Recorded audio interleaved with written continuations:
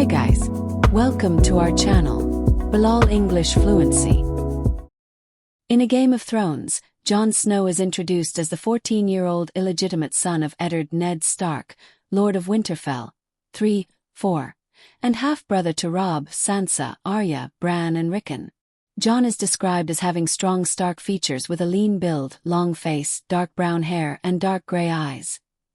5. Jon has the surname Snow, customarily used for illegitimate noble children in the north, and is resented by Ned's wife Catelyn, who views him as a constant reminder of Ned's infidelity. 4.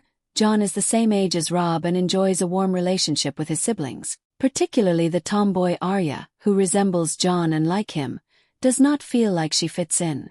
Ned treats Jon as much like his other children as propriety and his honor will allow. Still, as somewhat of an outsider, Jon has learned to be independent and to fend for himself when necessary. 3.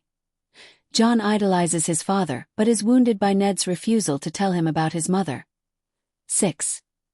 At the beginning of the story, Jon adopts the albino direwolf that he names Ghost.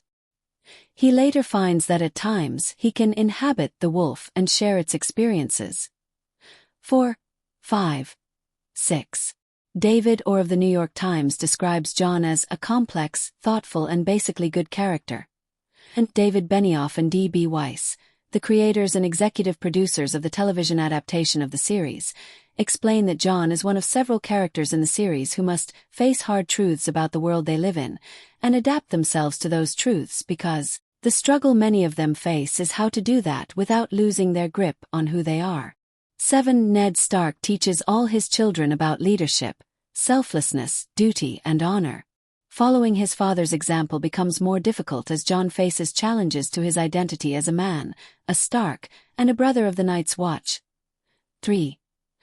Benioff and Weiss note that Jon Snow tries to live with honor, while knowing that honor often gets his family members murdered. 7. Writing for Variety about the Season 6 episode Battle of the Bastards, Laura Prudhomme suggests that Jon has the same shortcomings as his father. He fights with honor against opponents who are all too willing to use that predictable morality against him. Jon is a prominent point-of-view character in the novels, and has been called one of Martin's finest creations. Jon is introduced as the illegitimate son of a northern lord who, realizing he is an outsider in his own family, follows his uncle to the far north and accepts the honorable duty of serving in the Night's Watch. But as much as he is a second-class Stark at home, initially his fellow recruits and brothers of the Watch set him apart as privileged and aloof. Jon adapts, soon proving himself to be wise, compassionate, and a natural leader. Over the course of the series, Jon's loyalty to the Watch and its vows, his family, and even Westeros itself are tested as he becomes embroiled in the efforts of the wildlings from beyond the Wall to force their way back into the Seven Kingdoms. He lives among them as a spy for the Watch, sympathetic to their cause and becoming romantically involved with the tenacious Ygritte. However, he ultimately betrays them to defend the Wall. Later, as the newest Lord Commander of the Night's Watch, he pursues an alliance with the wildlings. 3, 4, 5, 9. Several reviews of 2011's A Dance with Dragons noted the return to the narrative of Jon, Daenerys Targaryen and Tyrion Lannister, the three popular characters whom fans had missed most from the previous volume, A Feast for Crows. 2, 10, 11. These favorites had last been featured 11 years before in Martin's A Storm of Swords. 12. In A Dance with Dragons, Jon's leadership of the Night's Watch is complicated by several unprecedented challenges, including a wildling alliance, the demands of Wood be King Stannis Baratheon and the conflicting factions developing within the Watch itself.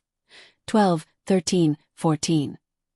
The New York Times notes that Jon's leadership is the best hope of Westeros, so naturally he's in imminent danger throughout A Dance with Dragons.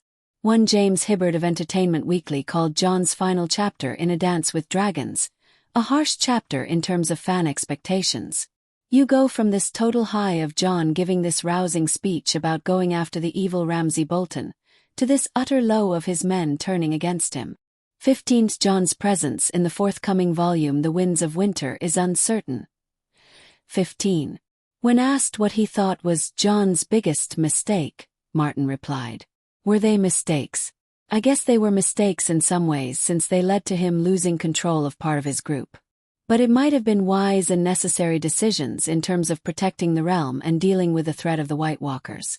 I'm a huge student of history, and all through history there's always this question of what's the right decision. You look back with benefit of hindsight at a battle that was lost and say, the losing general was such an idiot. Was Napoleon a genius for all the battles he won? Or an idiot for losing at Waterloo? Partly I'm reacting to a lot of the fantasy that has come before this. Ruling is difficult whether you're a Lord Commander of the Night's Watch or the King of England. These are hard decisions and each have consequences.